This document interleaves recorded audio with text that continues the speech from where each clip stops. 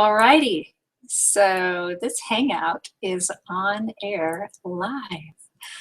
I am so excited to be here with you all. My name is Merritt Ansa, and I am the creator of the Marriage Readiness Project.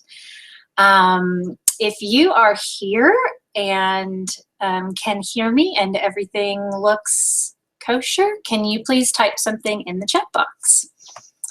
And I see that Alyssa has already joined us, my sweet, faithful friend who tests technology and inspires me. And I'm just going to wait a little bit of a second. Oh, good. Oh, and Rainey, am I saying your name right? She's here too. I think you're a she. Okay, awesome. There was this like foreboding when I hit the red button to start or green button maybe, to start the broadcast. But anyway, I want to get started and make the most of your time this afternoon. And so before we jump into the content, I would like to share just a little bit of housekeeping. First of all, if you have not seen, there's a chat box on the page below the video if you're watching this on my website at marriagereadinessproject.com. So you can log into the chat box to communicate with other folks that are attending the workshop.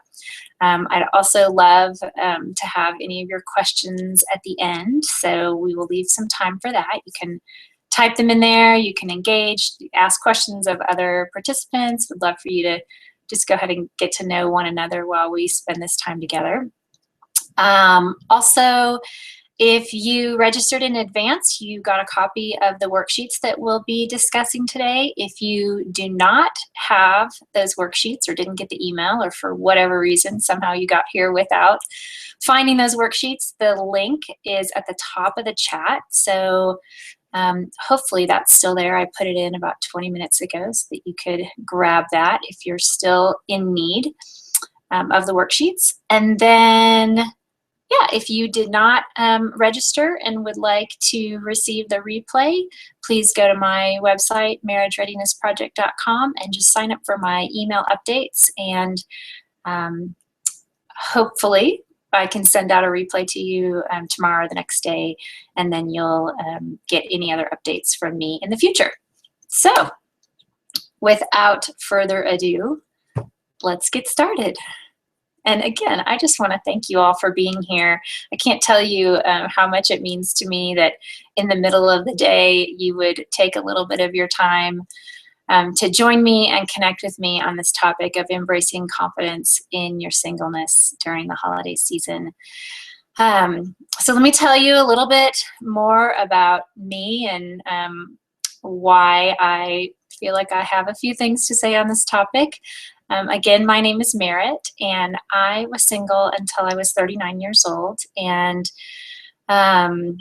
probably from the age of 13 on, at least until 30, 31, I pretty much always had a boyfriend or someone in mind that I wanted to be my boyfriend.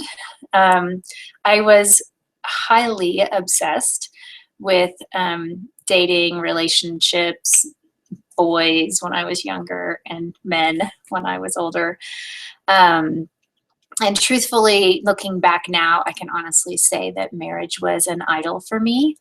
It was something that I felt like, at least once I was kind of the age where I thought I would get married, like 25 or so, I just dwelled on it all the time.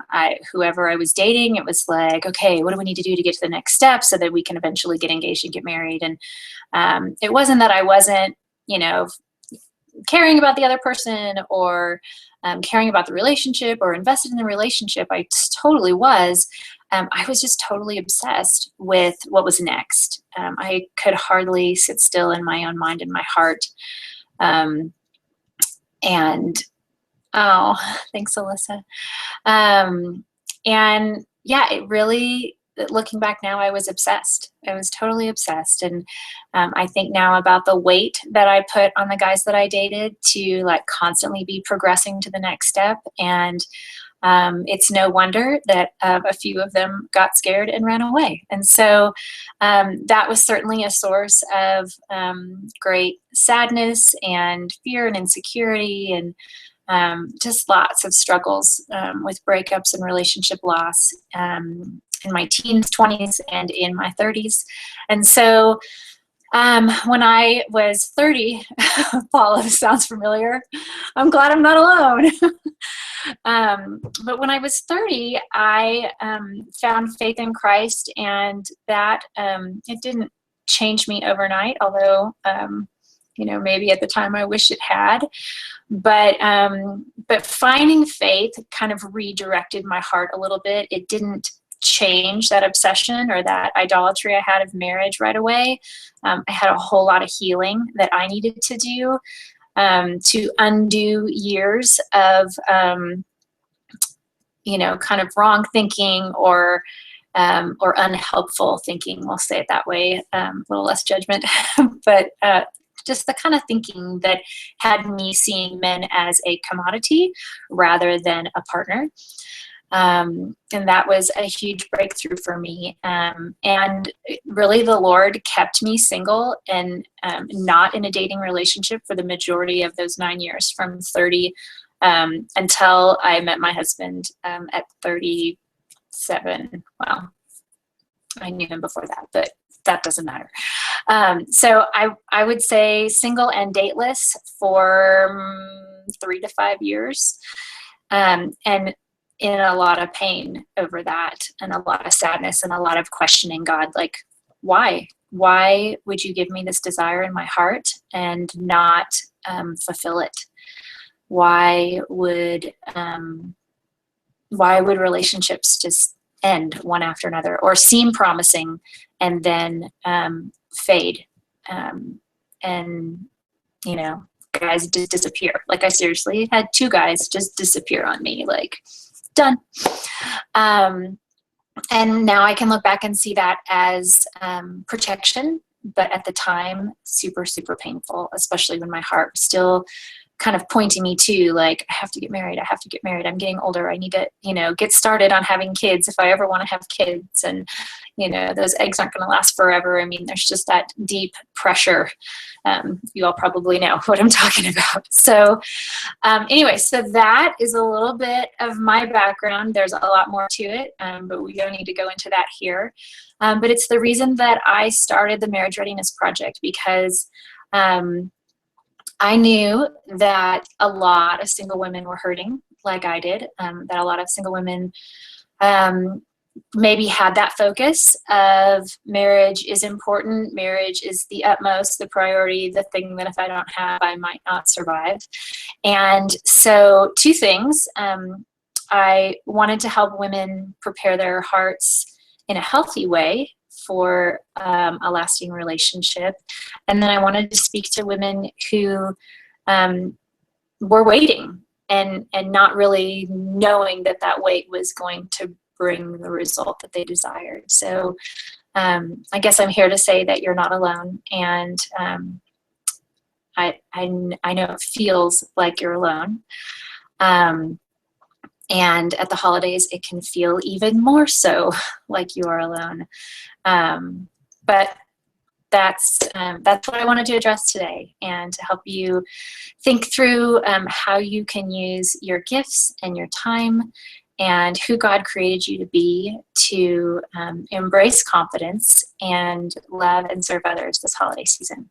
So that's what we're going to do.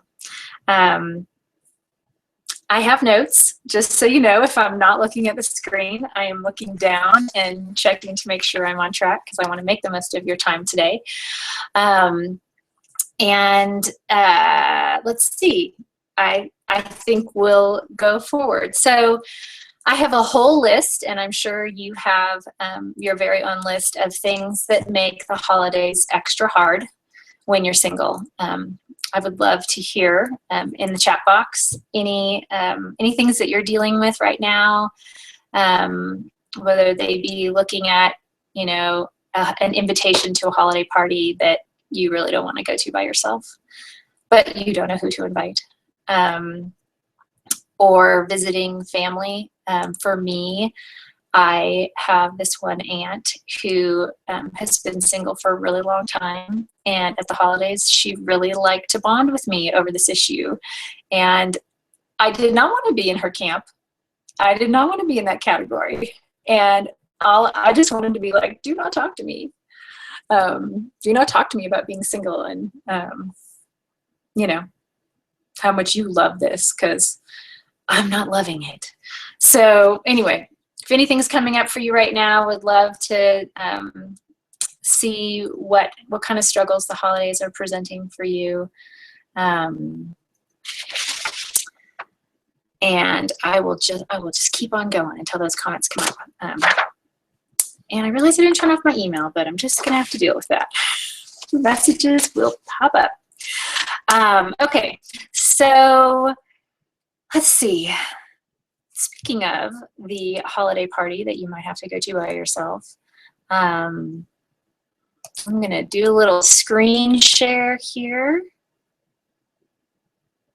I'm probably not on the right page, but we'll get there. There we go. So I hope you can see that. Yes. Y'all, there we go. Make it a little bit bigger. Oh, okay. Can you guys see that? I hope so. So in this workshop, this is what we're talking about today.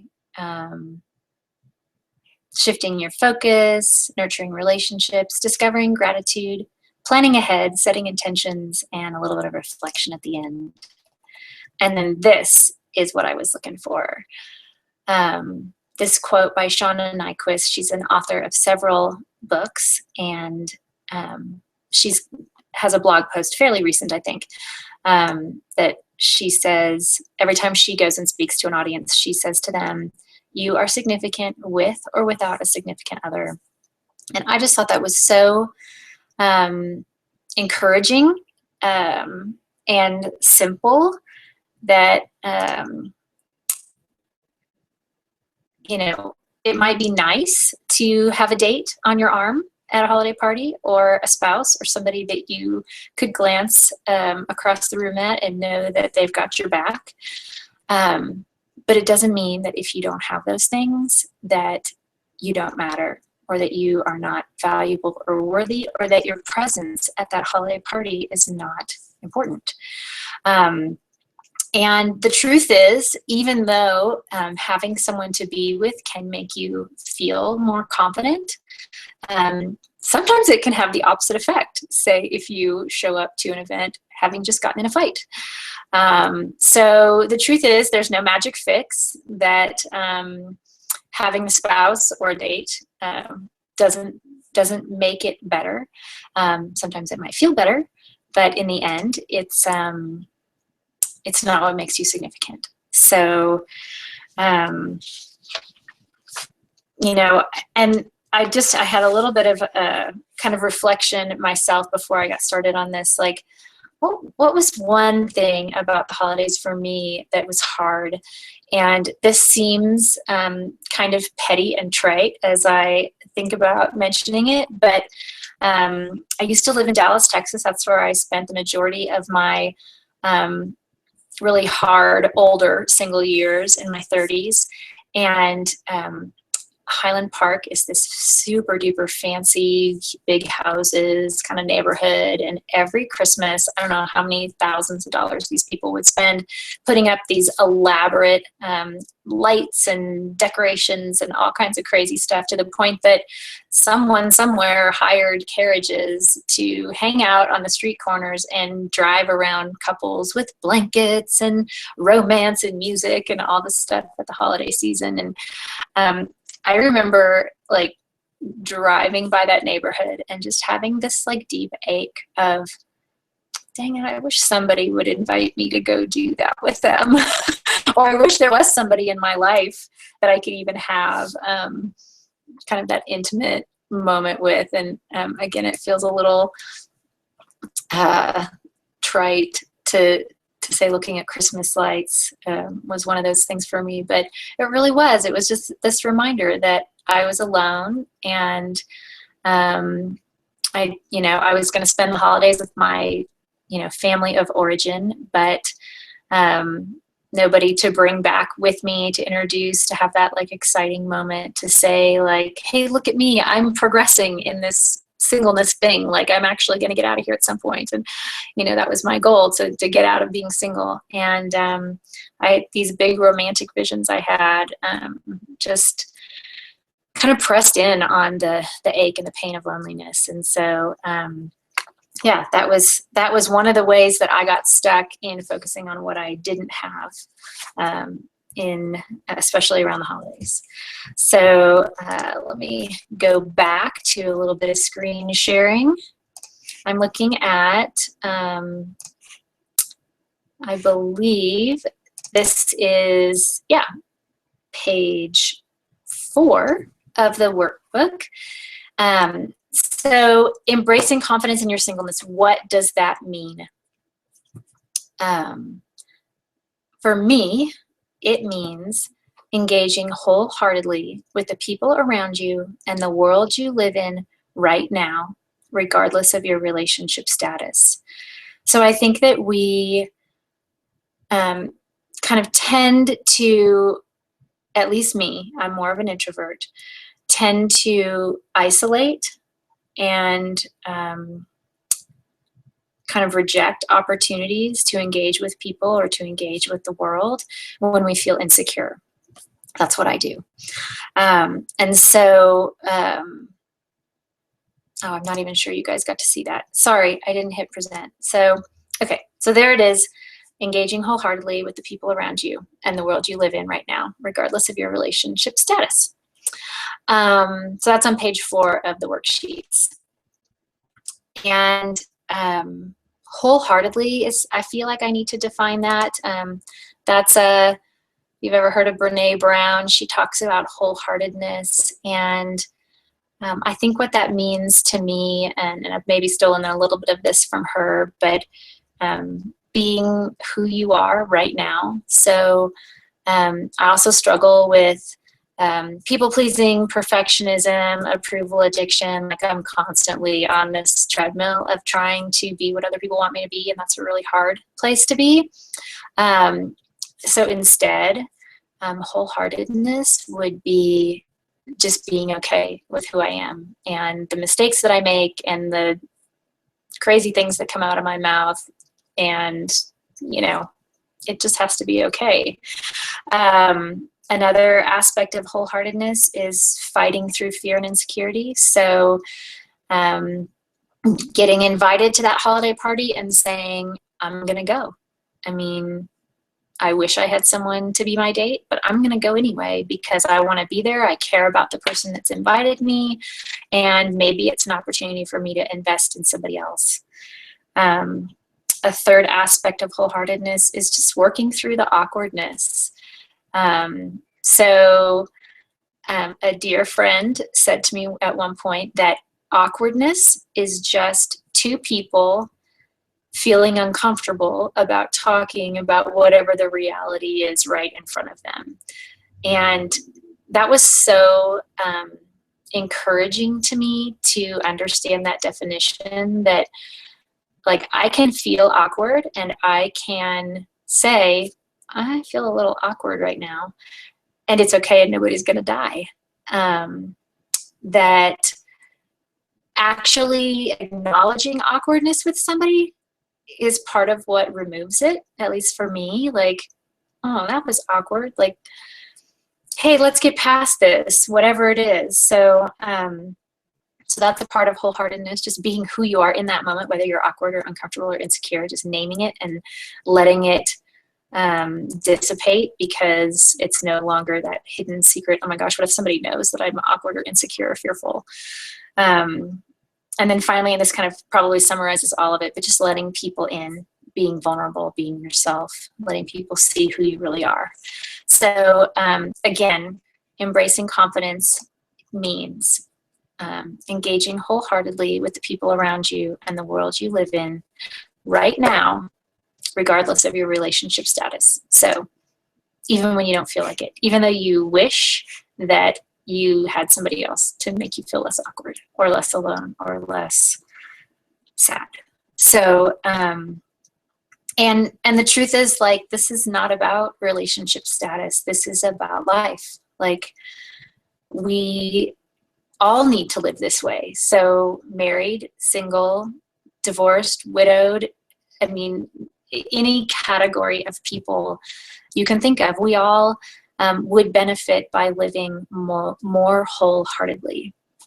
So even though my desire is to talk with singles today and to encourage you and help you embrace confidence, we all need this. This is not just, you know, how you can, you know, do better. We all can do better, being wholehearted and embracing confidence. So let's see. Let's scoot on over to the next page. I will try to share this better than I did last time. Share. All right. So I think you can see my screen. So embracing confidence, I think, starts with a shift in focus. And I kind of cracked myself up with this, you know, selfie, like everybody's taking selfies these days. So we have this selfie society. And I'm not sure that it has done us any favors. The selfie society that we live in, the social media world that entices us to post all the good hair days and all the amazing meals and all the you know, most beautiful pictures of everything that we've ever done in our lives. I don't know that we're doing ourselves any favors by perpetuating this perfection, this inward focus, this look at me, look at me, look at me. So the 3 ways I'd like to tackle fighting our selfie society are right here. To shift or to give thanks, to adjust your gaze, and to receive grace. And that's how we shift our focus. And so the sorry, going back to selfie, this is not about being selfish. It's about being self-focused. So my little picture of the camera, take the camera off yourself and focus on the world around you. One of the ways that we can do that is to give thanks. So what are we grateful for? What do we have that we couldn't survive without? How have we grown in the last year? What is God doing in our lives and in our hearts? What do we have? Who do we have around us that we can give thanks for? Then adjusting your gaze. And for me, I'm going to stop screen sharing real quick. For me, adjusting my gaze has 2 perspectives, really. So one is upward towards God. So how is He drawing me to Himself? What am I learning from Him? What is He teaching me in His Word? In my worship and relationship with Him? How can I be more like Him? You know, I can't be Him. How can I be more like Him and learn from Him? And then the focus outward. So another way to adjust my gaze would be to focus outward, to look at what are the needs around me. Who can I serve? What can I do with the gifts that God's given me to be of service to other people who are in need? And serving doesn't always mean like a meal for the homeless or working a soup kitchen. Like, serving can be all kinds of different things, like having a conversation with somebody who's looking alone. That can be service to them. That's a way that you can serve someone.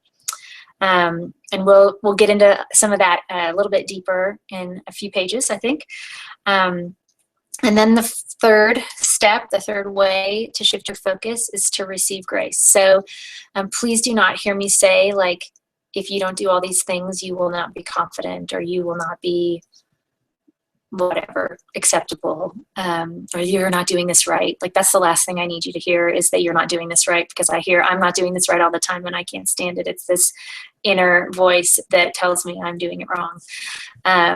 But no, I want you to hear me say that, attempt to give thanks, attempt to adjust your gaze, do what you can to focus upward or outward, or, to focus on gratitude. And then when it doesn't work out, it's okay. Receive grace. You will not do any of this perfectly. So just be gentle with yourself. To me, this is one of those cyclical things that we have to constantly do. So constantly be reminded to give thanks, constantly be reminded to adjust our gaze, and constantly be reminded that I need to receive grace for when I don't do these things perfectly.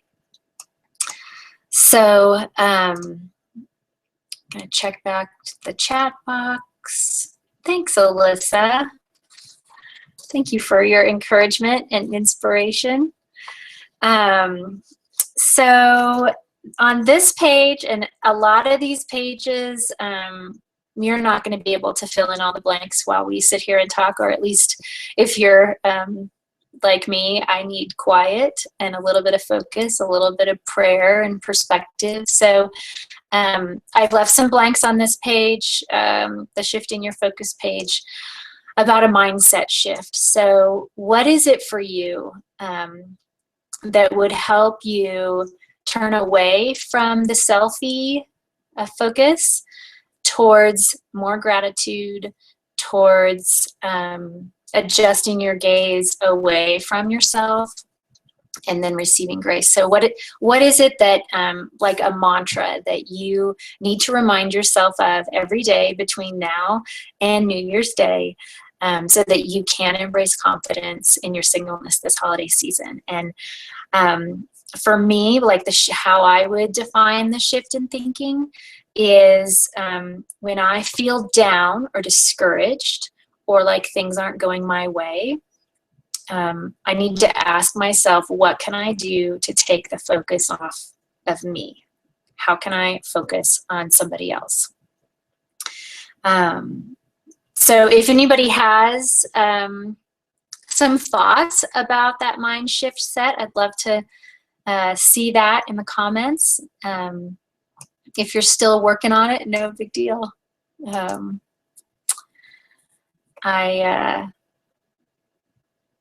Yeah, you have all the time in the world to work on that.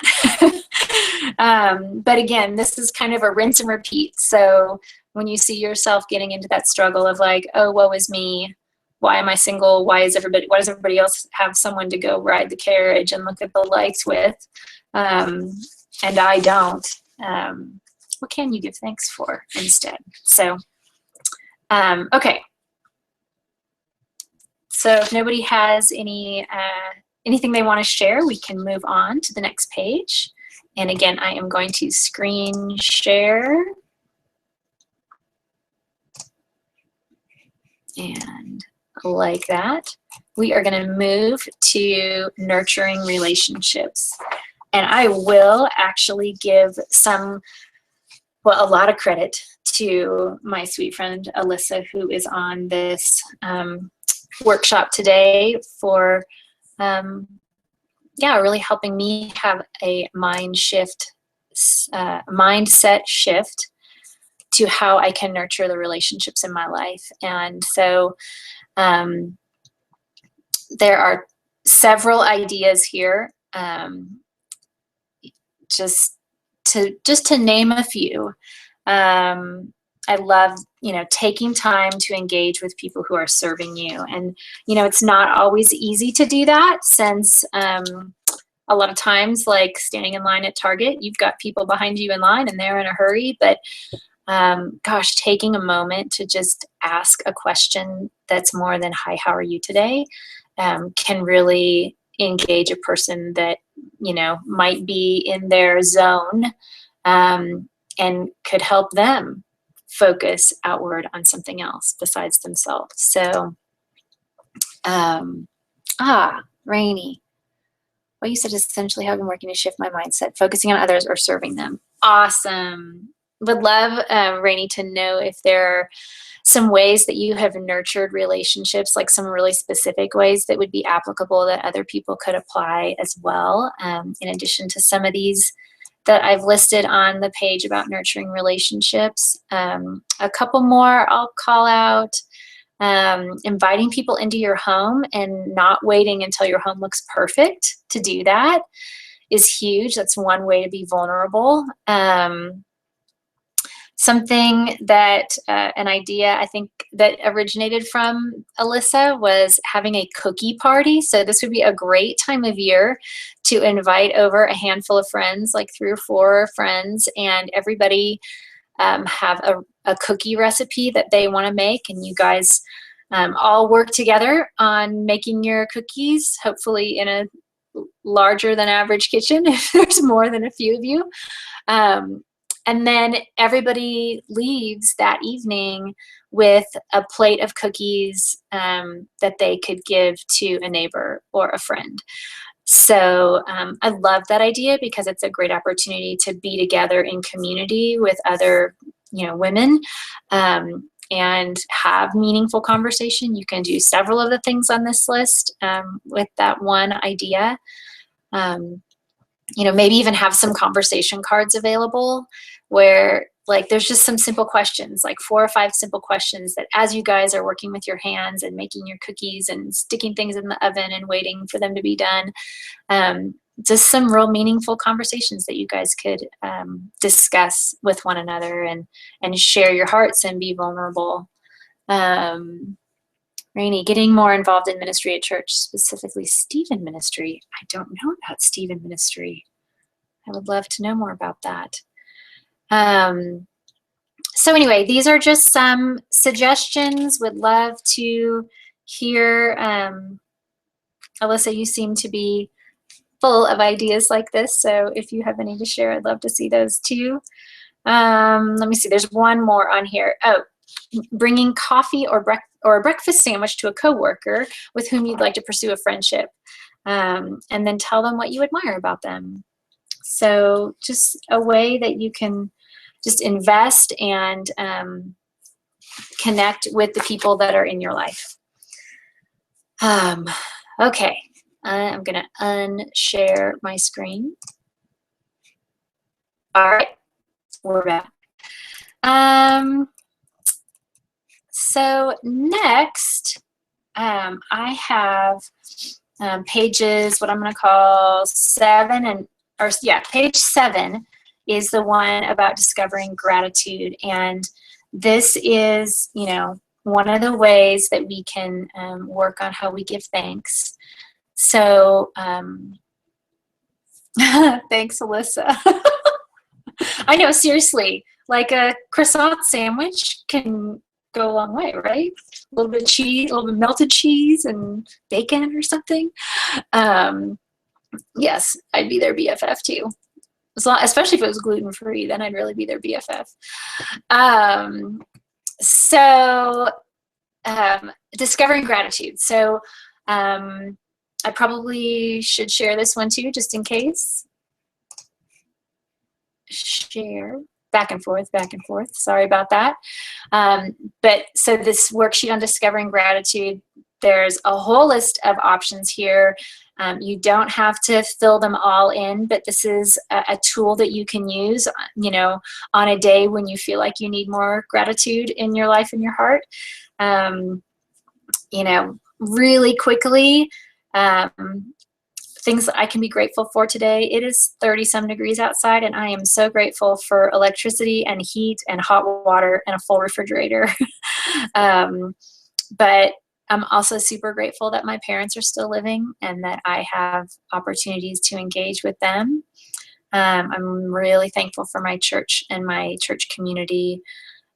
We are not so new anymore, but we live in Colorado, moved here 4 years ago, and it's just been a huge blessing how God has placed people in our lives, people of different life stages, people of different ages, and really shown us a sweet picture of community. And so that's pretty awesome. So we could go into all of these, but I want to just continue to press forward. But friends and relationships you treasure, that doesn't have to be people that are in your life right this minute, but maybe people that you've been close to in the past, or who have mentored you or taught you something really important. How you've grown in the last year could be something to be grateful for. Any personal interests or hobbies or things that you're good at, like these might not be super obvious because you are good at them and so they come natural to you, but what are ways that you can identify how God made you and how he made you unique, that can give you a heart of gratitude towards him and towards who he made you to be. I also added organizations or causes I'm passionate about and what I have to look forward to in 2016. So a little check back on the chat. I would love to know just one thing that you guys are feeling grateful for today. And while you're typing that, I will say, if gratitude is something that you have not practiced recently, it can be kind of hard to muster up. If bitterness kind of rules your life more than gratitude, it can be really hard to find that. And so that's why I've given you several different categories to work from. And, just begin somewhere simple. Begin somewhere that maybe is, the most obvious to you. And as you practice gratitude each and every day, I think you do get better at it. Just even sending up a quick little prayer like, thank you, God, so much for windshield wipers when it's raining. Like, you have no idea how hard it is to see out of a car window without windshield wipers when it's pouring down rain, because that's something we had to deal with not that long ago. So anyway, Alyssa or Rainey, I'd love to hear what you are feeling grateful about today.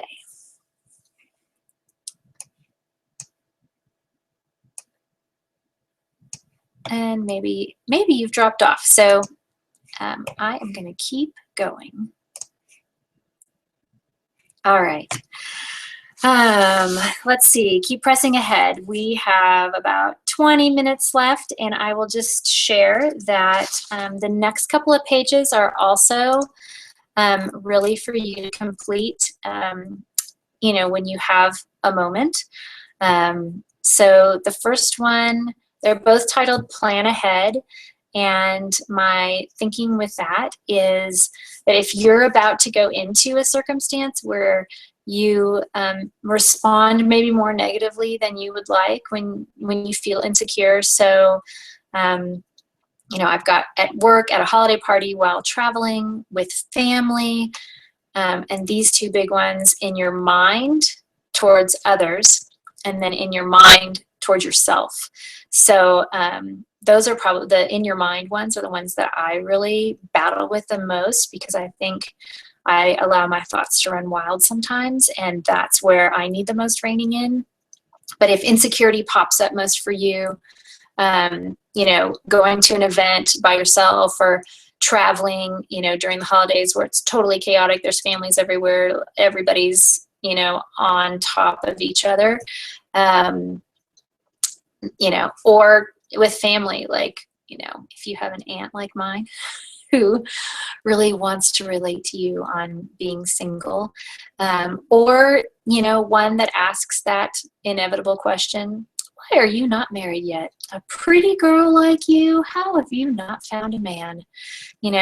How do you respond to those things? And so when you're feeling insecure, this first page is kind of what's your unmeasured response. So when you're not embracing confidence, when you're feeling insecure.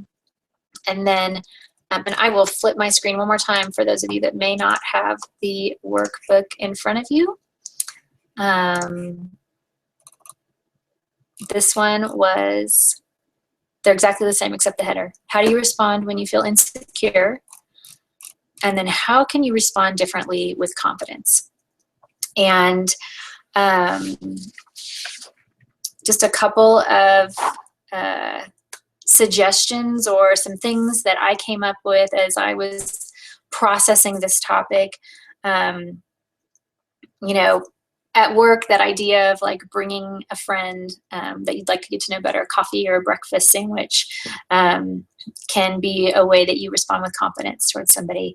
At a holiday party, look for the person standing by themselves, like either desperately wanting to disappear into the wall, or standing there with those longing eyes, like just wishing somebody would come up and have a conversation with them. So that would be a great way to respond with confidence. And another way you can plan ahead with that, if you know you're going to an event where you and or several people there might only know the host or might only know 2 or 3 people at the event, come with questions in hand. So think about it in advance and know what you would like to ask people about. And some of my favorite questions right now are, what are you dreaming about right now? Or what did you dream about as a kid? What did you think you were going to be when you grew up, and how is that different than what you ended up doing? What's on your bucket list? Or what have you most recently checked off your bucket list?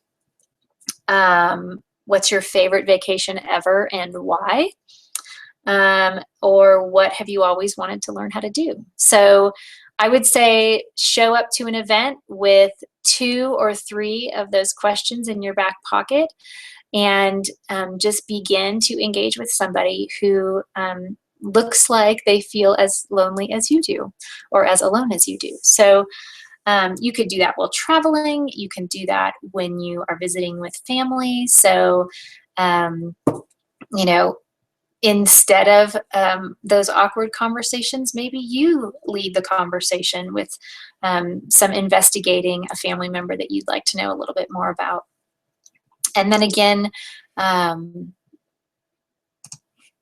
in your mind, towards others and towards yourself, I just feel like these are such great opportunities to really just refine how we think.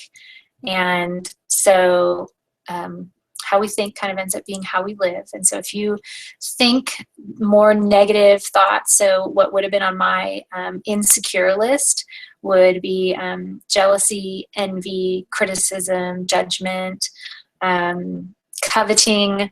Those are some things that end up on my how I respond when I feel insecure, and the things that I think towards others. And the way to shift that is going back to gratitude, thanking God for those people and what He's given them. Consider how other people might be hurting this holiday season. So, you know, maybe they had a death in the family, maybe they're struggling with infertility, maybe there was a death in the family decades ago, but it happened at Christmas and they're still reeling from it, a parent, a sibling, something like that. Think about single parents. I can't even imagine how single parents might struggle more during the holidays, but I have to believe that that is really a painful time if your kids don't have their other parent, or there's been a divorce, whatever reason. So I try to remind myself how others might be struggling too, even if it just looks a little bit different than how it looks for me. And then in my mind, how I can respond with confidence towards myself. This is huge. So this goes back to receiving grace. Be gentle with yourself. Remember that you don't have to do it all. You do not have to have the most perfectly decorated anything, present, house, whatever, front door. And know that you have a lot to offer others, like just in your relationships, in your connections with other people, in your willingness to say more than like, hi, how are you? Fine, thanks. You know, I'm busy, gotta go. But pausing for a minute and just engaging with someone. So we're all capable of doing that. And it just takes a willingness to engage with our whole heart. And a desire to encourage others. We call it, in my family, we call it acting as if. So when you're struggling and needing a little bit of a mindset shift, act as if you're feeling confident, and eventually you will feel confident, or at least you will feel more confident than you did. Okay, so we are headed into the home stretch. We've got 15 minutes until I want to let you guys get back to what you were doing today. I'm going to check the comments real quick and see if there's anything I missed. Paula, your neighbor got a job today after being unemployed for a long time. Sweet. I wonder how you could encourage that person and just celebrate them. Oh, these are our gratitudes. Oh gosh, I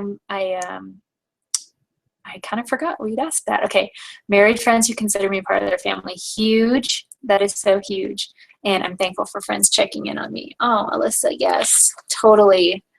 You are a very good friend at checking in on other people. So yes, much to be thankful for, ladies. Thank you so much. I kind of went on to the next thing and just now getting back to those comments. So anyway, okay, so we are moving on to setting your intentions.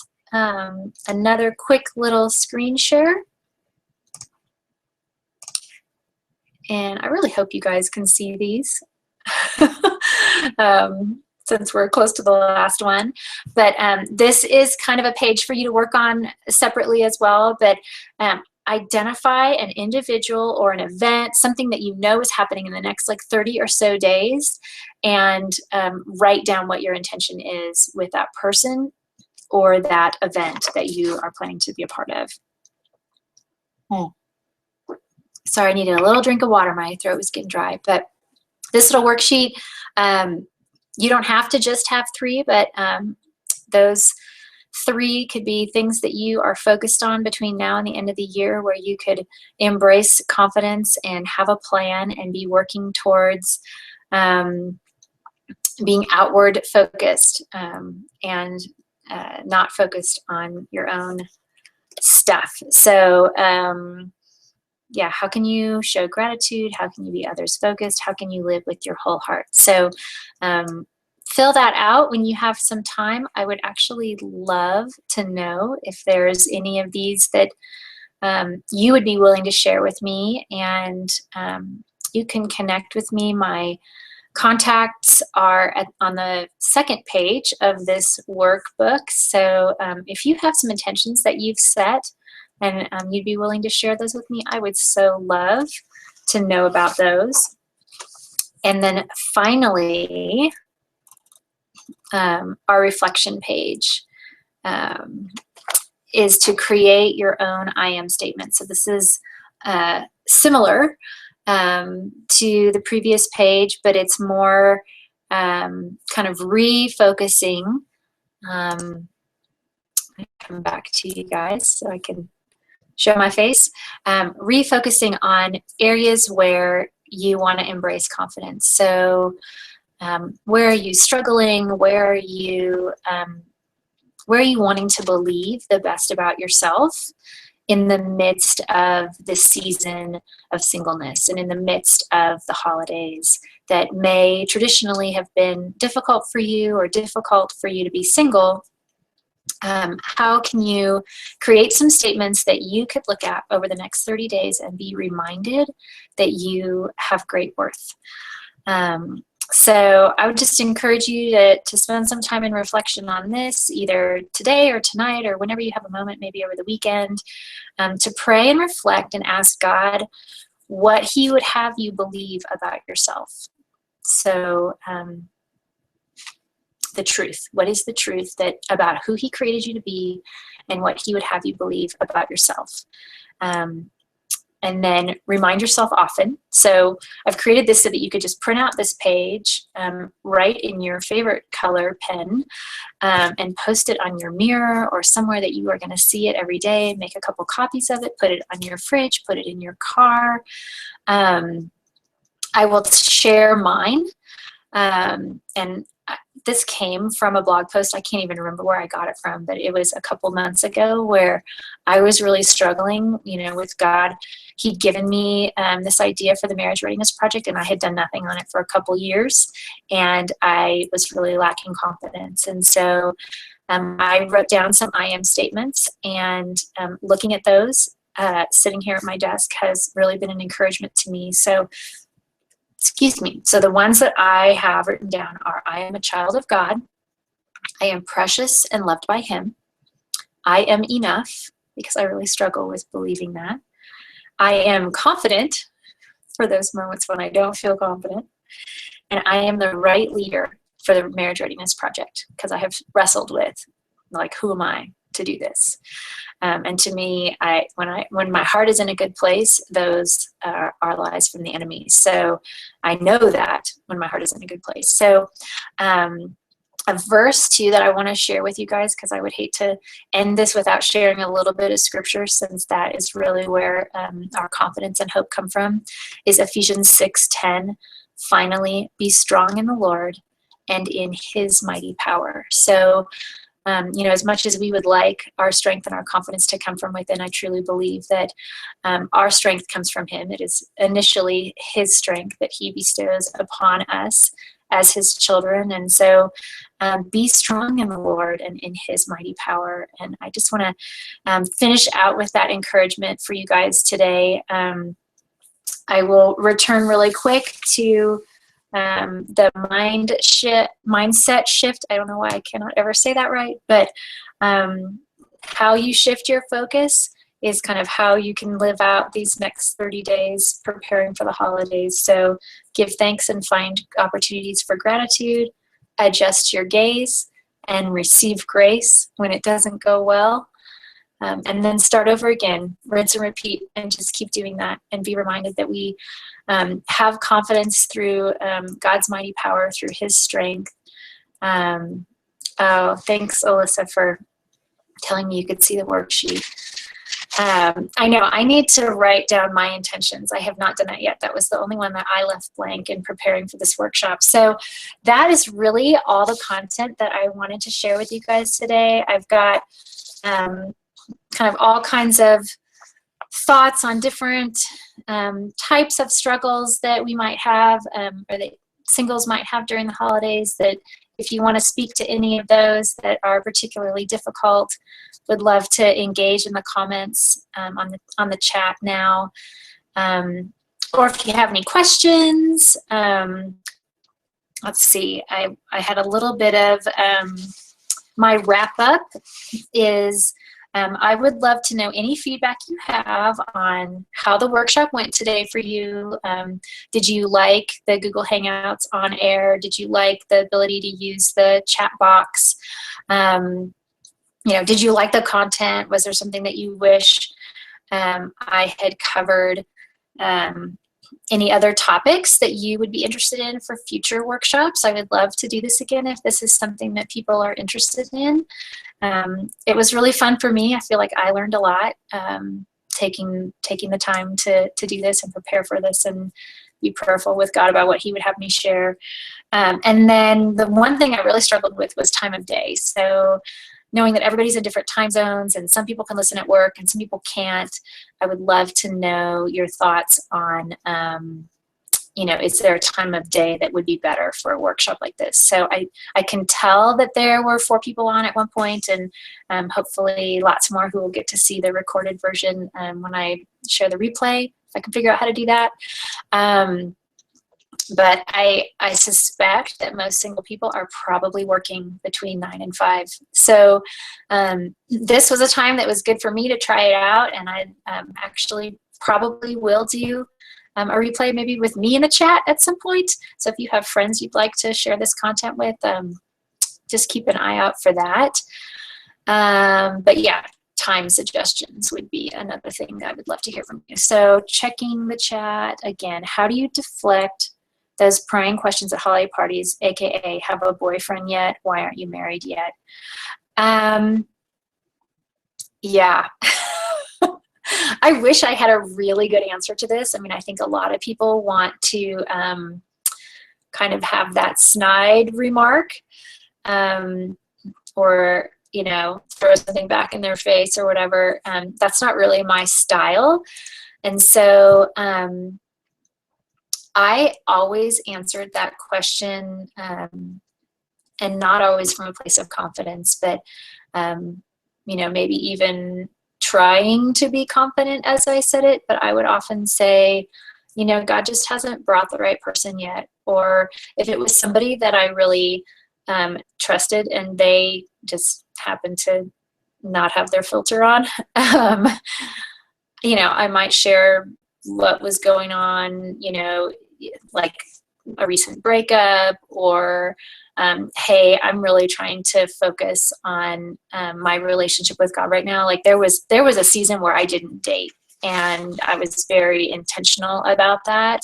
Actually, an ex-boyfriend came back and asked me to re-up a relationship, and very prayerfully and in consultation with some really wise women in my life, I went back to him and said, I just can't right now. And he ended up getting married within a year. So, you know, that probably was not meant to be, very likely was not meant to be. But, you know, so I might have said, yeah, I'm just not dating right now. Or, you know, I think it really depends on the person asking.